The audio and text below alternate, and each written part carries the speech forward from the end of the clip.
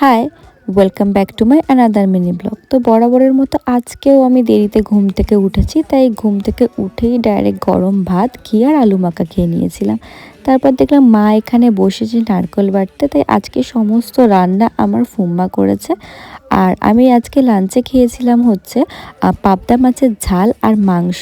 তারপর আজকে দুপুরবেলা আর ঘুমাইনি, একটা ওয়েব সিরিজ দেখছিলাম।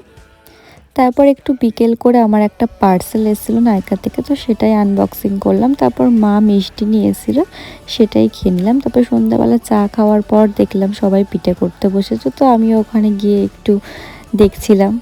আর সব পিঠের মধ্যে এই পিঠেটা কিন্তু আমার অনেক ফেভারিট। তো পিঠেটা কীভাবে করা হয় চলো একটু তোমাদের সাথে শেয়ার করলাম হালকা করে। তো কেমন লাগলো জানিও, আর এরকম যদি তোমরা আরও ভিডিও দেখতে চাও তাহলে অবশ্যই চ্যানেলটাকে সাবস্ক্রাইব করে দিও। এখানে আমার ফুম্বা আমার বুবাকে পিঠে খাওয়াচ্ছিল, আর আমি একটু মিনির সাথে এখানে খেলা করছিলাম। তারপর মিনির সাথে খেলা করার পর আমি আমার চুড়ির কাজগুলো করে নিয়েছিলাম।